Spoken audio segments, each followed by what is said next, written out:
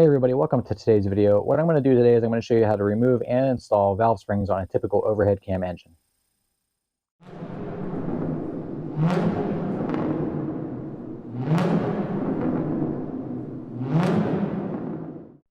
Alright, so a couple things to note before we get started.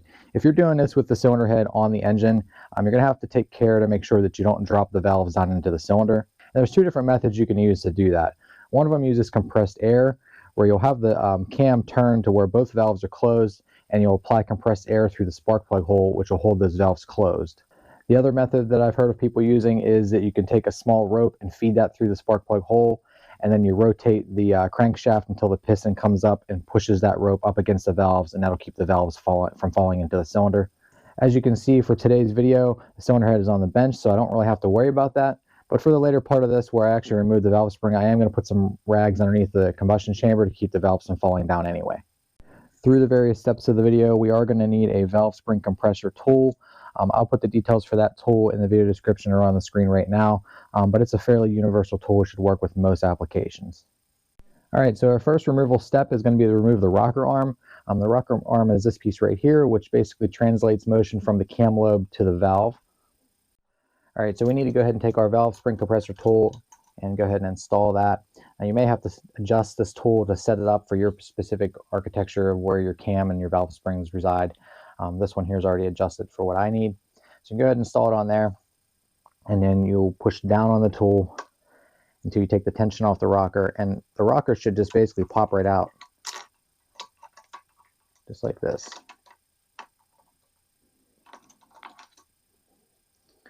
And there's our rocker.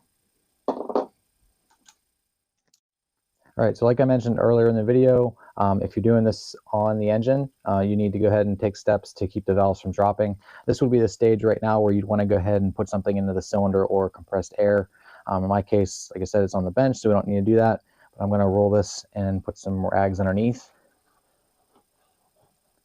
And that will hopefully keep that valve from dropping down. So now when we use our valve spring compressor tool again, it's going to keep the valve in place, but the spring is going to compress, and it's going to allow us to go ahead and remove the keepers, which will let us take the spring out. So let's go ahead and do that now. Do the same thing we did before, where we go ahead and attach the spring tool, and we push down, and you can see the valve did not move, and the keepers, which are right here, can be removed.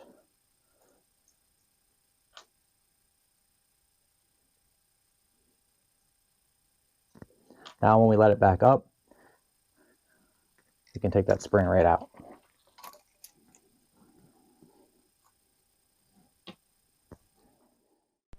Alright, so let's go ahead and reinstall it now, which is basically the reversal removal, but it can be a little tricky to get those keepers back in since they're so small and kind of hard to deal with. So I'll show you a trick that I do to get those in. So first we want to go ahead and set our valve spring back where it goes. And then for the keepers, what I do is I'll take a little bit of grease, it can be some kind of, pretty much any kind of grease, and put a little bit on the inside of that where it would connect to the valve. That'll make it stick to the valve a little bit better whenever you put it in place. And then instead of trying to install it with my fingers, I'll use a little flathead screwdriver, and I'll put a little bit of grease on the flathead screwdriver end as well, and then I'll use that to stick to the keeper, which will pick it up, and I can use that to put it in place. So let's go ahead and do that. So first we'll go ahead and put our valve spring compressor tool back in place again. And then I'll get my screwdriver, like I said, I'll put a little bit of grease on it. Go ahead and pick up the keeper like so. And then push the valve spring back down.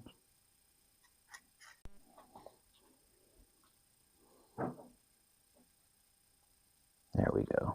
That time we got it, I think. Yep.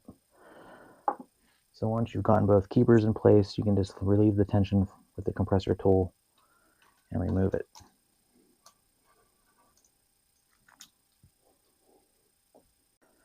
Alright, so now we're ready to go ahead and put the rocker back on. What I usually do is I'm going to go ahead and kind of just set it sort of in place so I don't have any interference with the tool when I try to install the tool. And then I'll reinstall the tool like so.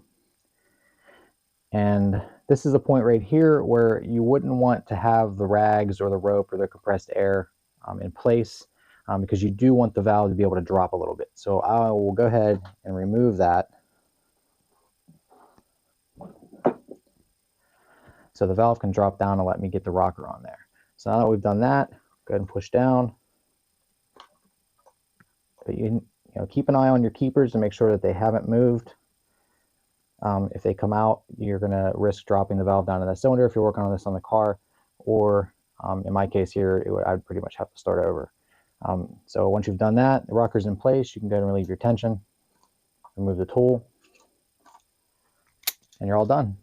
So yeah, that's pretty much it. It's pretty important to have the right tools for the job whenever you do things like this.